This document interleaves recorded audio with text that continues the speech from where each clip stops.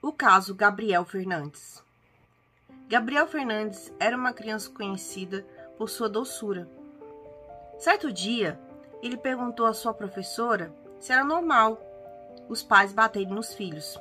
A professora respondeu que sim, que às vezes as crianças apanhavam. Mas em seguida, ele fez uma pergunta que a marcou para o resto da vida. É normal as crianças sangrarem após apanharem dos pais? Com isso, a professora continuou percebendo vários hematomas na criança e com isso fez várias denúncias ao conselho tutelar da sua cidade. Gabriel Fernandes foi o terceiro filho de Pearl Fernandes com Arnold Contreras, com quem mantinha um relacionamento amoroso. Na época da sua gravidez, porém, os dois já não estavam mais juntos e Pearl não desejava a criança.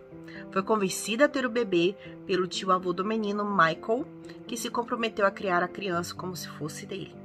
Durante a gravidez, ela escolheu o nome de Gabriel. Após o nascimento, em fevereiro de 2005, Michael, que era homossexual e morava com David Martinez, que era o seu namorado na época, pegou a criança e cuidou até mais ou menos 3 anos e pouco. Após isso, a sua avó exigiu que entregasse a criança, pois acreditava que homens gays não poderiam criar o menino. Em 2012, Pearl buscou Gabriel já com 7 anos na casa dos avós para passear e nunca mais o devolveu.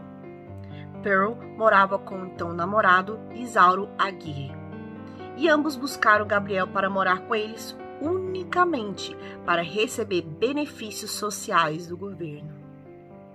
A partir daí, a vida de Gabriel nunca mais foi a mesma. Até ir morar com a mãe, Gabriel era uma criança feliz, doce, atenciosa e sempre preocupado em agradar as pessoas que estavam em sua volta. Mas após se tornar vítima de violência constante por parte da sua mãe e do seu padrasto, seu comportamento também mudou. Na escola começou a se mostrar um pouco indiferente, intolerante, impaciente e se irritava com facilidade. O primeiro sinal de violência foi percebido por alguém foi quando Gabriel, já na sua nova escola, perguntou para sua professora Jennifer Garcia se era normal uma mãe bater no filho. E mais do que isso, se era normal sangrar. Essa foi a primeira denúncia de violência sofrida por Gabriel, feito pela professora. Com o passar do tempo, os sinais de agressões só foram aumentando.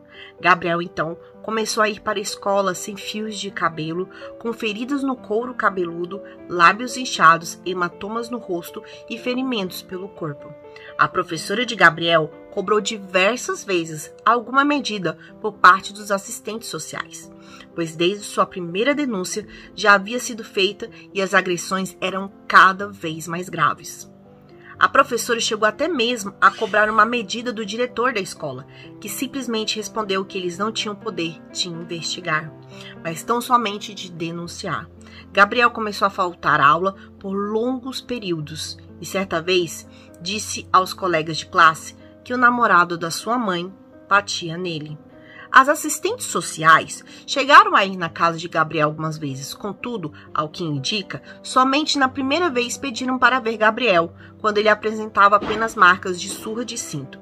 Em nenhuma das outras vezes que houve a denúncia, pediram para ver Gabriel. Elas simplesmente aceitavam o que a mãe e o padrasto relatavam e iam embora. Até mesmo os policiais, quando eram chamados, nada fizeram. Certa vez, inclusive, um desses policiais se dirigiu até a residência, pediu para Gabriel entrar dentro de sua viatura e lhe disse que se mentisse de novo, quem iria ser preso seria ele. Além da professora de Gabriel, outras pessoas entraram em contato com a emergência para relatar os maus tratos contra a criança, como a tia, os avós e o segurança do escritório de bem-estar, onde Pearl requereu o benefício social. Isso mesmo, um segurança de um lugar onde deveria proteger a criança, fez a denúncia e nada foi feito. Em 22 de maio de 2013, a sua mãe e o padrasto ligaram para a emergência dizendo que Gabriel não estava mais respirando, que estava brincando de luta com o seu irmão mais velho e se machucou. Isauro, que estava ao telefone, foi orientado a fazer o procedimento da ressuscitação cardiopulmonar até que os bombeiros chegassem, o que não aconteceu, pois quando os paramédicos se aproximaram não havia ninguém tentando ressuscitá-lo.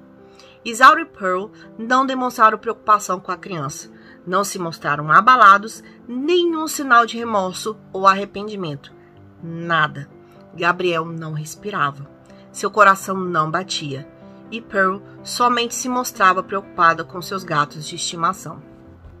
Os paramédicos, ao serem chamados para o atendimento da emergência, acharam que se tratava apenas de uma parada cardíaca, mas enquanto faziam o procedimento e começaram a notar manchas no corpo da criança e pensaram se tratar também de um tipo de doença de pele, até que começaram a se dar conta da gravidade do problema. Os sinais de violência impressionaram. Fratura craniana depressiva, garganta queimada, ferimentos e cortes pelo rosto, olhos roxos, cortes em todo o seu corpo, abrasões no dorso do pé, como se estivesse sido arrastado, marcas de cordas no tornozelo, perfurações no corpo, ocasionadas por tiros de pistola de ar comprimido, marcas de cigarro, diferentes níveis de ferimentos recentes e mais antigos. Um dos bombeiros que esteve na casa de Gabriel para o atendimento de emergência disse que em mais de 20 anos de profissão foi a emergência mais assustadora que ele participou. Quanto mais você olhava, mais você via. Era simplesmente inacreditável a quantidade do dano afligindo àquela criança. A enfermeira do hospital, ao receber Gabriel, disse que ele não parecia com uma criança. Em 14 anos de profissão, nada me afetou desse jeito. Impressionado com Gabriel, disse achar que o menino nunca tivesse conhecido o amor, que ele nunca soube como é se sentir abraçado. Gabriel ficou no hospital em coma induzido, vindo a falecer 2 dias depois. Sua autópsia levou 2 dias para ser concluída devido à quantidade de ferimentos e sinais de agressões. Foram constatadas diversas contusões na cabeça, várias costelas quebradas, parte da pele queimada, mãos inchadas, marcas de chicotadas com cabo nos 2 lados do peito. Todos os dedos do Gabriel estavam feridos. Marcas de estrangulamento no pescoço, marcas de mordidas, machucado da cabeça aos pés. O médico legista que realizou a autópsia relatou que Gabriel estava com o estômago cheio de fezes de gato, que aliás era a única coisa que havia no seu estômago, era fezes de gato e areia também. Os próprios irmãos de Gabriel, Virginia e Ezequiel, que testemunharam a portas fechadas no julgamento, por serem menores de idade, confirmaram que o garoto era forçado a comer a areia dos gatos se não limpassem bem a bandeja do animal. Eles também contaram que a mãe e o namorado costumavam trancá-lo em um móvel, como se fosse um armário que tinham em seu quarto, sem dar comida ou deixá-lo ir ao banheiro, e que o padrasto o espancavam bastante, chamando-o de homossexual. Ficava preso nesse armário à noite e às vezes durante o dia, com os tornozelos algemados, meia na boca e uma faixa no seu rosto. O promotor, responsável pelo caso, muito chocado e já acostumado a lidar com abuso infantil, disse que foi o pior caso de abuso infantil que ele precisou ver. Isauro foi condenado por homicídio doloso, punido com pena de morte, e encontra-se até hoje na prisão de San Quentin, na Califórnia, aguardando sua execução. Depois de ouvir a condenação de Isauro, Pearl decidiu se declarar culpada, evitando assim um julgamento e a pena de morte. Ela foi condenada à prisão perpétua e sem possibilidade de liberdade condicional. No dia da aprovação da sentença, o juiz George assim se manifestou. Como dito, semana que vem, dia 17 de junho, farei 20 anos no cargo. Em geral, eu proferi muitas sentenças nesses 20 anos. E, em geral, eu não comento muitos casos.